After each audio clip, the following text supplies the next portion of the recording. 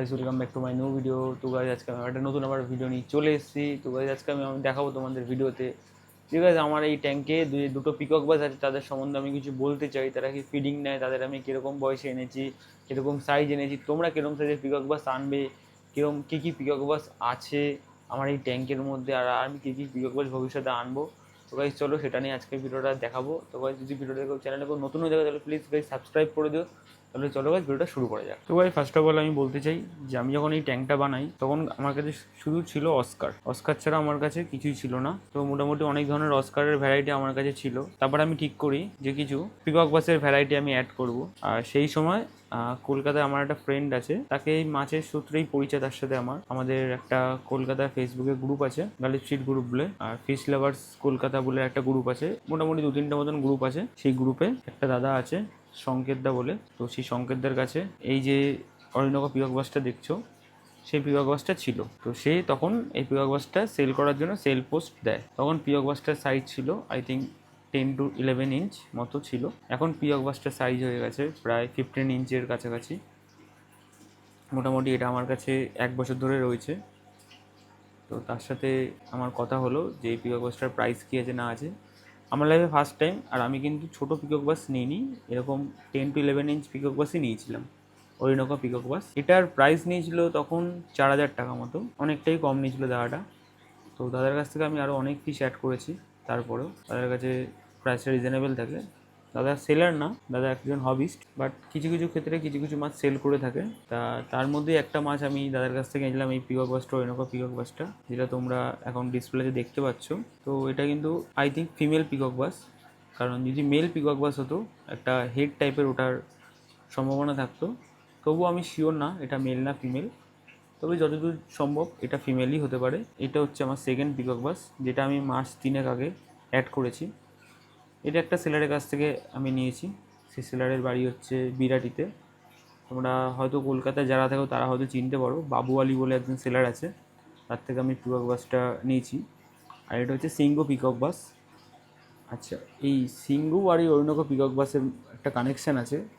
এই দুটো পিকক বাস কেন আমি নিয়েছি, মার্কেটে অনেক ধরনের পিকক বাসই রয়েছে বড়ো সাইজে, তবুও আমি নিয়েছি কারণ প্রথমত এই যে আমার অরিনকা পিকক বাসটা, এটা আমার দেখে খুব পছন্দ হয়েছিল, তাই আমি নিয়ে নিয়েছিলাম।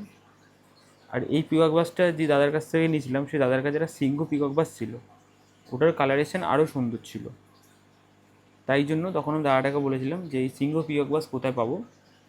দাদাটা বলেছিল এখন ম্যাক্সিমাম কলকাতায় অরিজিনাল সিঙ্গু পাওয়া যায় না, হাইব্রিড থাকে। তাই আমি অনেক দিন ধরে পাচ্ছিলাম না। তারপরে রিসেন্ট ওই বাবু আলী বলে যে সেলারটার কথা বললাম মাস 3 আগে, তার কাছে এই সিঙ্গো পিকক বাস 2 পিস আসে, তার মধ্যে একটা আমি নিয়ে আসি। এটার প্রাইস নিয়েছিল 6,000 টাকা মতো। হ্যাঁ, এটা একটু দামটা বেশি, কারণ এটা একটা সেলারের কাছ থেকে নিয়েছি। যদি আমি এটা একটা কোনো হবিস্টের কাছ থেকে নিতাম অবভিয়াসলি কিছুটা হলেও টাকা কম পড়তো, মানে দামটা কম পড়তো।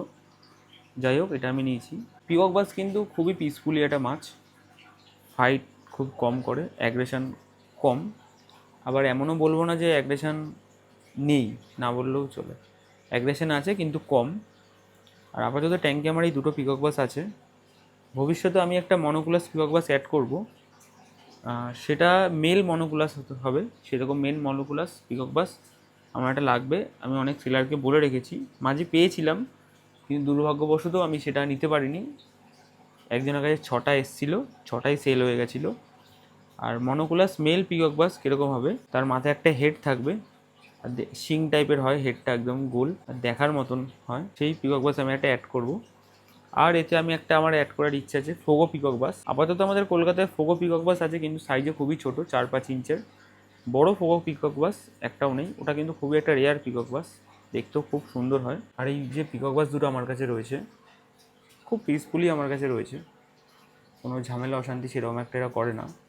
আর পিকক বাস কিন্তু তোমরা অস্কারদের সাথে আরামসে রাখতে পারবে, কোনো রকম কোনো সমস্যা হবে না। হ্যাঁ, চেষ্টা করবে একটু বড় পিকক বাস কেনার, কারণ অন্যান্য মাছের তুলনায় যদি তুমি তোমার পিকক বাসকে ছোটো রাখো সেই ক্ষেত্রে হয়তো অ্যাগ্রেশনের জন্য সে মারাও যেতে পারে, যেহেতু মনস্টার ট্যাঙ্কে মারপিট অল টাইম লেগেই থাকে। হোক, এইসব কথায় পরে আসবো। আমার এই যে পিকক বাস দুটো রয়েছে, পেছনে যে সিঙ্গো পিকক বাসটা দেখছো ও কিন্তু প্যালেট ট্রেন্ড। যখন তোকে ওকে আমি এনেছি ও প্যালেট খায়, তো ওকে প্যালেট দিলেও খেয়ে নেবে, প্লাস আমি প্রন দিই, ওকে প্রন দিলেও খেয়ে নেয়। চিকেন হাট এগুলো তো খাবেই। আর এই সামনে যে অরিনোকা পিকক বাসটা তোমরা দেখছো, এই পিকক বাসটা কিন্তু অনলি প্রন, মানে লাইভ ফিড ছাড়া কিছু নেয় না, ও প্যালেট নেয় না। অনেক ট্রাই করেছি, প্যালেট কখনোই নেয় না। আর আমি ওদেরকে প্রন দিয়েই রাখি ম্যাক্সিমাম টাইম। সপ্তাহে 3 দিন প্রন দিই, 2 দিন গ্যাপ থাকে, আবার সপ্তাহে 2 দিন কি 3 দিন প্রন দিই এরকম। চিকেন হাট মাসে 1বার কি 2বার দিই। মাঝে কিছু আরোয়ানা স্টিক ছিল, সেটা দিয়েছিলাম, সেটাতেও যদিও বা সিঙ্গো পিকক বাসটা নিত না। কিছু সুপার ওয়ার্মসও দেওয়া শুরু করেছিলাম মাঝে, কিন্তু সুপার ওয়ার্মস দেওয়ার পরে মাছের একটু প্যারাসাইট টাইপের সমস্যা দেখা দিয়েছিল। আর সুপার ওয়ার্মস খুবই একটা হাই প্রোটিন হেলদি খাবার, তো সেটা মাঝে মধ্যে দেওয়াটাই ভালো, অল টাইম না ইউজ করাটাই বেটার। তো আমার সব থেকে বেটার লাগে প্রন।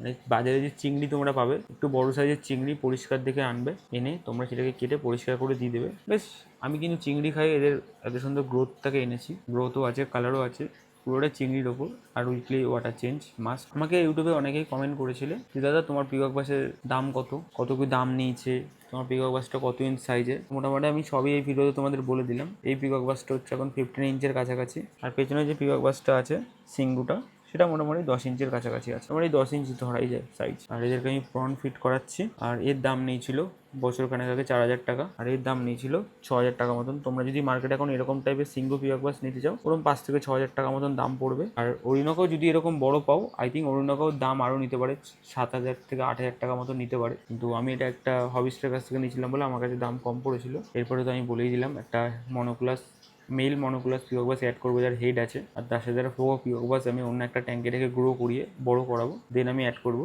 মোটামুটি পুজোর পর আমি মাছ অ্যাড করবো, এখন আর কিছু অ্যাড করবো না, কারণ পুজোর সময় একটা বড় খরচা থাকে সবারই, তাই জন্য আমি এদের পিছনে মাছ কেনার খরচা করতে চাইছি না। আর ট্যাঙ্ক আমি আগেও বলেছি যে ক্রাউড আমি রাখতে চাই না। যখন আমি আমার আরোয়ানাকে এই ট্যাঙ্কে শিফট করে দেবো, তখন অবভিয়াসলি আমি আমার এই ট্যাঙ্কের কিছু অস্কারকে আমি অন্য ট্যাঙ্কে শিফট করে দেবো। আমার কাছে আদার্স যে ট্যাঙ্কগুলো রয়েছে সেখানে ট্যাঙ্ক আমি ফাঁকা রাখতে ভালোবাসি খুবই। তো গাইস, তোমাদের যা যা ইনফরমেশন জানার ছিল আমি এই ভিডিওর মাধ্যমে তোমাদের বলে দিলাম। আর তোমাদের যদি আরও কিছু জানার থাকে পিকক বাস সম্বন্ধে, তো তোমরা আমাকে কমেন্ট করবে, ইউটিউবে কমেন্ট করবে বা ইনস্টাগ্রামে ডিএম করবে, আমি সেখানে সবাইকে রিপ্লাই দিই। আর রিসেন্টলি আমি এই কেকেপিটা পারচেস করেছি।